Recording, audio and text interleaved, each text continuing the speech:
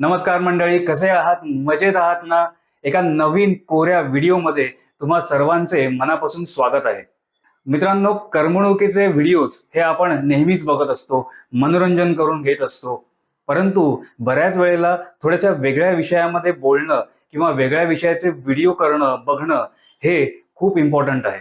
Specially ज्या वेळेला सामाजिक उपक्रमांची गोष्ट येते.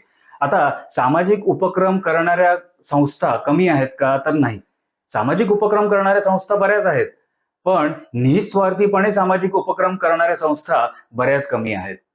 अशाच एका निस्वार्थीपणे सामाजिक उपक्रम राबवणाऱ्या एका संस्थेशी माझा हल्लीच संबंध आला. आमच्या साई मंदिराच्या भजनांचा व्हिडिओ तुम्ही बघितला असेल. ते ह्या संस्थेद्वारेच भजन मंडळी आमच्याकडे आले होते आणि एवढा चांगला भजनाचा कार्यक्रम सादर केला. त्या संस्थेचे नाव आहे जगद्गुरु नरेंद्राचार्य महाराज संस्थान. ह्याचं मुख्यालय आहे नाणीज येथे आणि बऱ्याच ठिकाणी यांच्या ब्रांचेस आहेत असं तुम्ही म्हणू शकता, किंवा बऱ्याच ठिकाणी यांचे कार्यकर्ते आहेत. म्हणजे एवढे कार्यकर्ते आहेत की एखादा उपक्रम करायचा असेल तर कोणालाही सांगायची गरज नसते किंवा कोणालाही पैसे द्यायची गरज नसते. सर्वजण आपापल्या मनाने, आपापल्या इच्छेने या सर्व सामाजिक उपक्रमांमध्ये योगदान करण्यासाठी येतात. अशाच एका सामाजिक उपक्रमाला आपल्याला भेट द्यायची आहे या जगद्गुरु नरेंद्र महाराज संस्थानांनी आयोजित केलेल्या. मित्रांनो, ब्लड डोनेशन कॅम्प हा या संस्थेने आयोजित केलेला आहे. आता ब्लड डोनेशन कॅम्प म्हटल्यानंतर पहिल्यांदाच आपल्या मनात बऱ्याच शंका उपस्थित होतात, कारण बऱ्याच वेळेला आपण बघितलेलं असतं की अस्वच्छता असते किंवा आपल्याला संसर्ग तर होणार नाही, ह्या सगळ्या गोष्टींनी ग्रासलेले आपण असतो. त्यामुळे ब्लड डोनेशन कॅम्प म्हटल्यानंतर आपल्या मनामध्ये बरेच 100 विचार यायला लागतात. पण कसं आहे, संस्था कोण आहे, कुठली संस्था हे ब्लड डोनेशन कॅम्प्स घेते, त्या संस्थेबरोबर कुठल्या ब्लड बँक्स जोडलेल्या आहेत, हे पण तेवढंच महत्वाचं असतं. तुमच्या ब्लड डोनेशनच्या विषयीच्या ज्या काही शंका असतील त्या शंकांचं निरसन करण्यासाठी या संस्थेचे विलेपार्ले तालुका प्रमुख श्री चंदन रावणे यांच्याशी देखील आपण गप्पा मारायच्या आहेत. तेव्हा चला लवकर, वेळ न दवडता आपण सरळ जाऊ चंदन रावणे यांच्याकडे.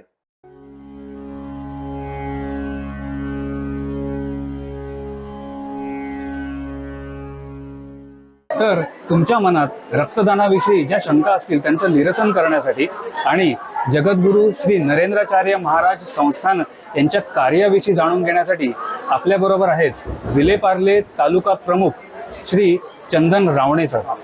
तर चंदन रावणे साहेबांचं आपण इकडे स्वागत करूया आणि त्यांना काही प्रश्न आहेत आपले, ते आपण विचारूया.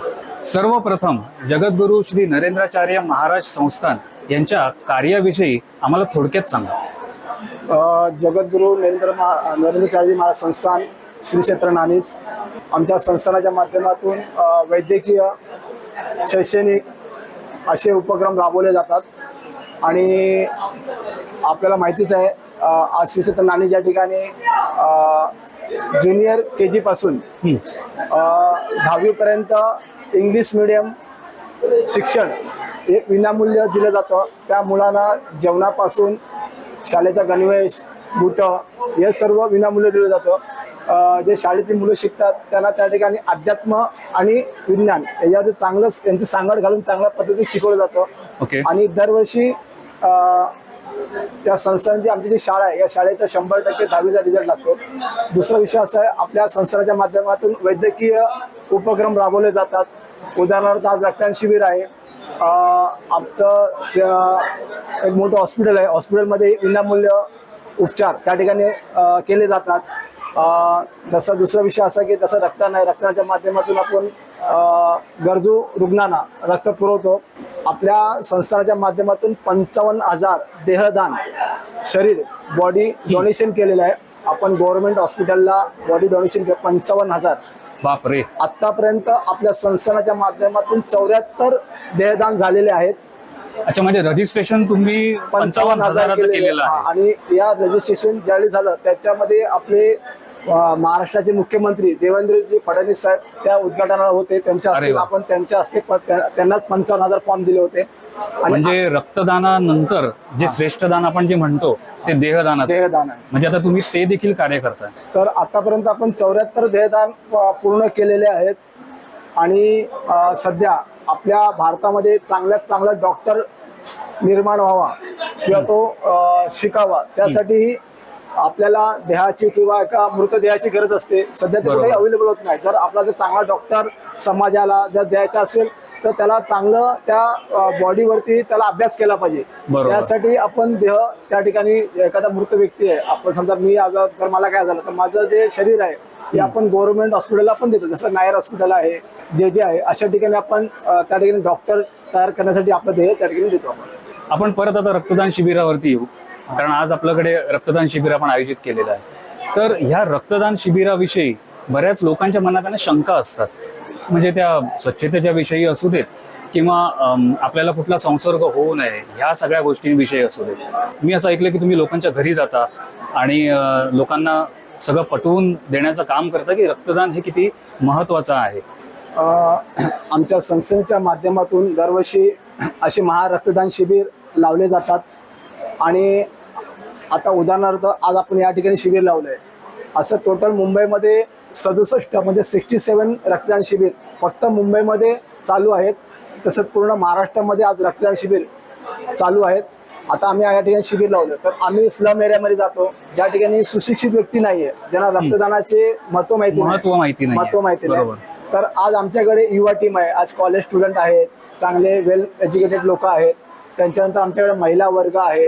हे संध्याकाळी प्रत्येकाच्या घरोघरी जाऊन रक्तदानाबद्दल माहिती सांगते.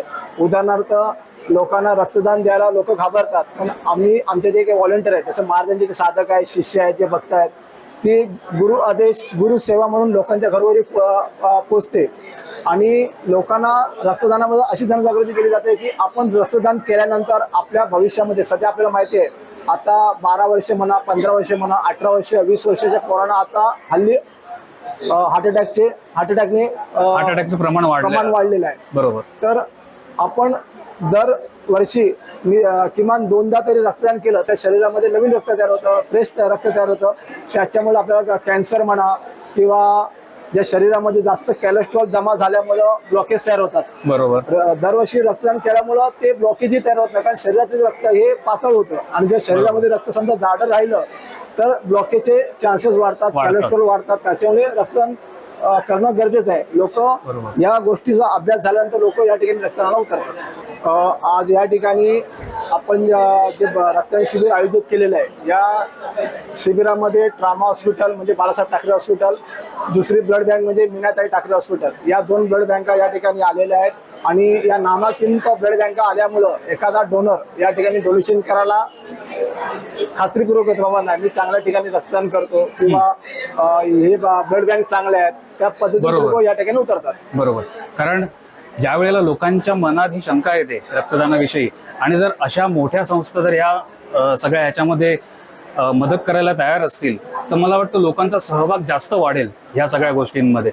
मला असं वाटतं की त्यांच्या उत्तराने तुमच्या बऱ्याच शंकांचं निरसन झालं असेल. आता एक शेवटचा प्रश्न मी तुम्हाला विचारतो, कारण ज्या वेळेला लोकांना स्वतःला ह्याची गरज असते त्यावेळेला लोकांना वणवण भटकावं लागतं आणि कधी कधी बघायला गेलं तर थोडे जास्त पैसे मोजून आपल्याला ते ब्लड घ्यावं लागतं. मग त्याच्यासाठी तुमची संस्था ह्या सगळ्या गोष्टींमध्ये कसं कार्य करते, कशी मदत करते या लोकांना, आणि हे जे ब्लड आहे ते तुम्ही कुठे कुठे वितरित करता?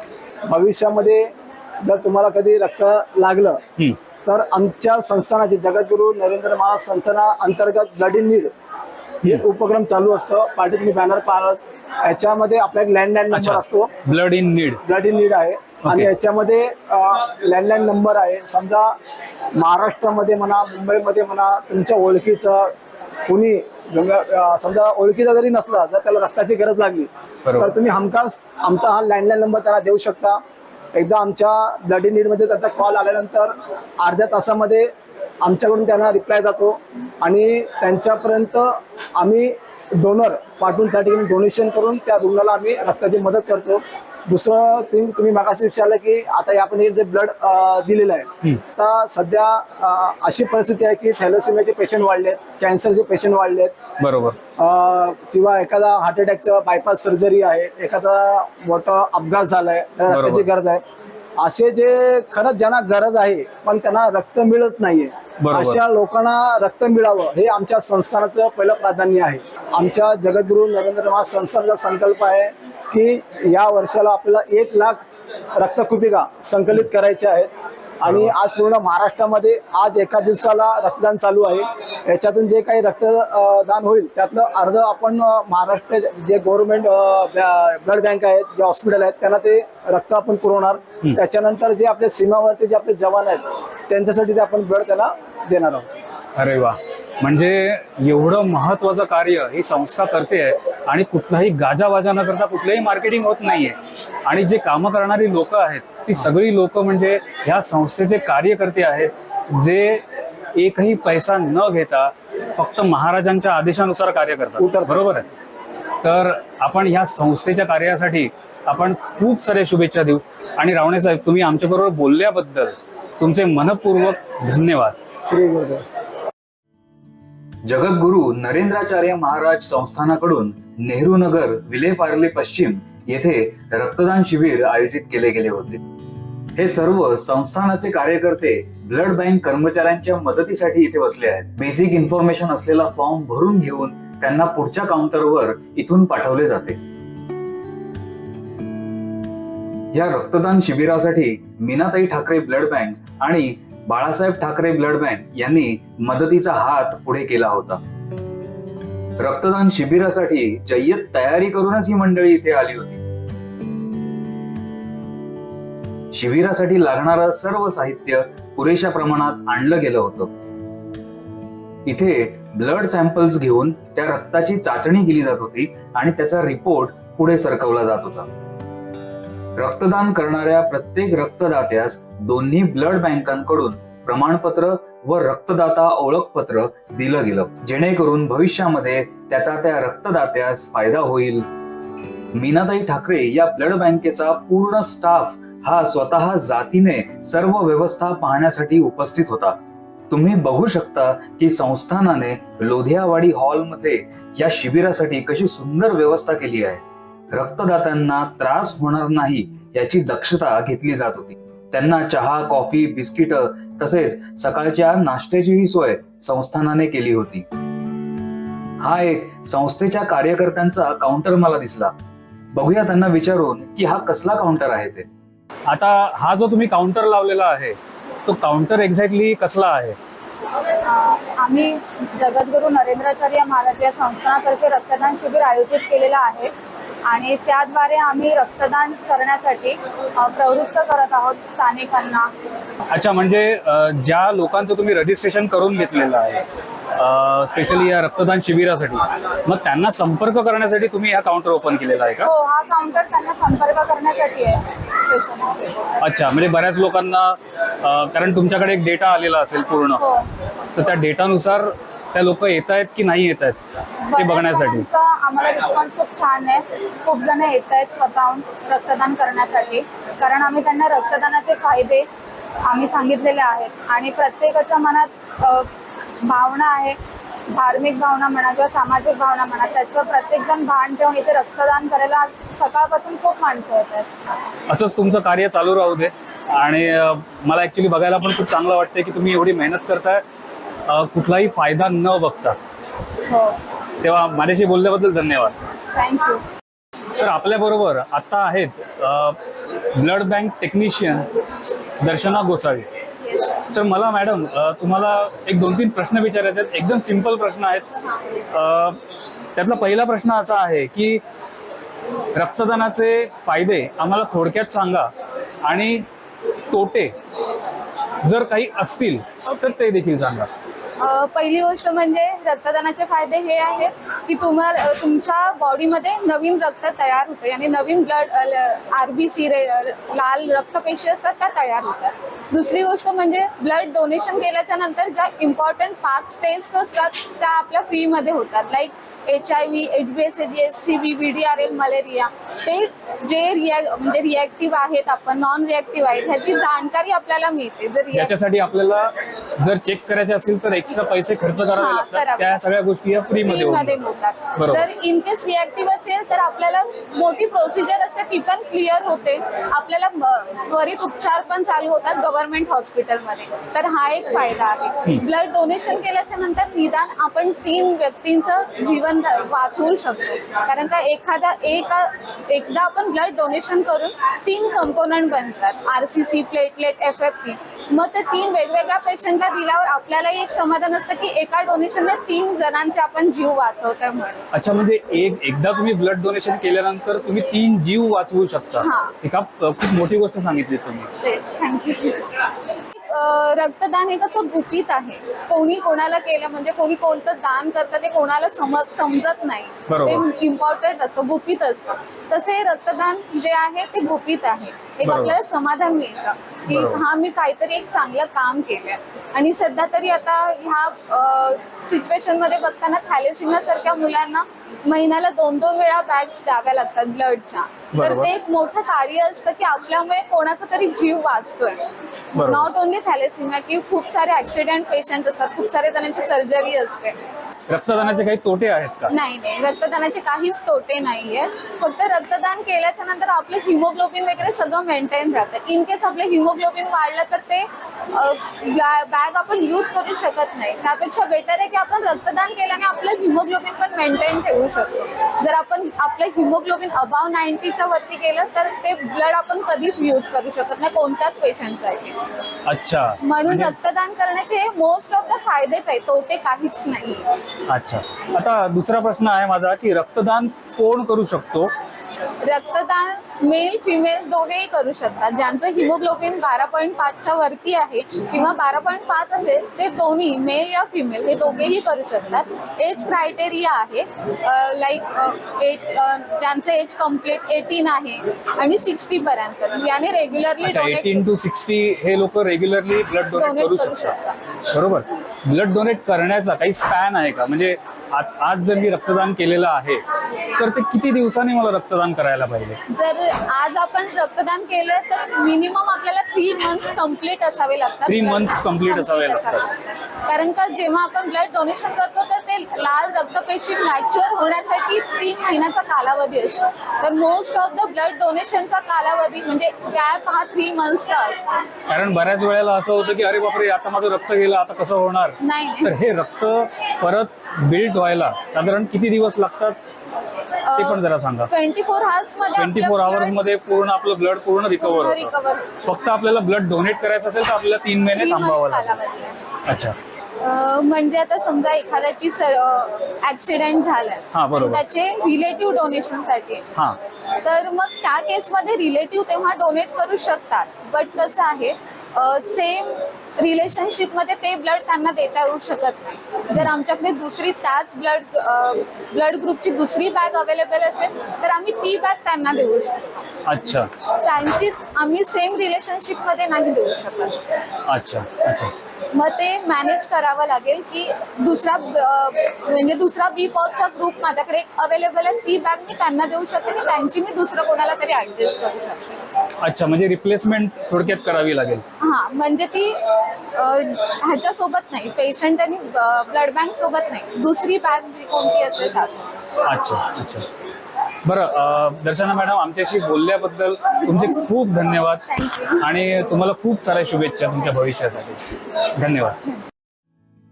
या शिबिरासाठी तरुण वर्गापासून वृद्धांपर्यंत सर्वांनी अगदी हिरिरीने भाग घेतला होता आणि त्यांना संस्थानाच्या कार्यकर्त्यांकडून चांगलंच सहकार्य केलं जात होतं.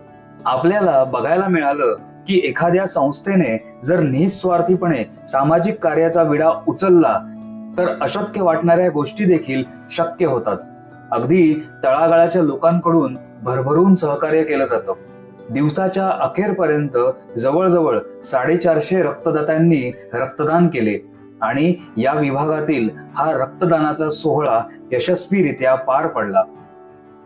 तर मित्रांनो, हा व्हिडिओ बघून तुम्हाला नक्कीच ब्लड डोनेशन विषयी बरीच माहिती मिळाली असेल आणि मला असं वाटतं की बऱ्याच शंका ह्या दूर झाल्या असतील. म्हणजे माझा प्रयत्न ह्या सगळ्या शंका दूर करायचाच होता. तर जर मी शंका दूर करण्यामध्ये किंवा शंका निरसन करण्यामध्ये यशस्वी झालो असेल तर हा व्हिडिओ माझा यशस्वी झाला असं म्हणता येईल. तेव्हा असेच चांगले चांगले व्हिडिओ मी तुमच्यासाठी बनवण्याचा नेहमी प्रयत्न करतो. हा व्हिडिओ जर तुम्हाला आवडला असेल, जर तुम्हाला काही चांगली इन्फॉर्मेशन मिळाली असेल तर नक्की लाईक करा. हा व्हिडिओ शेअर करायला विसरू नका आणि माझ्या चॅनलला जर तुम्ही अजूनही सबस्क्राईब केलं नसेल तर नक्की सबस्क्राईब करा, जेणेकरून मला असे चांगले चांगले व्हिडिओ बनवायला प्रेरणा मिळते. तेव्हा नक्की भेटू पुढच्या व्हिडिओमध्ये.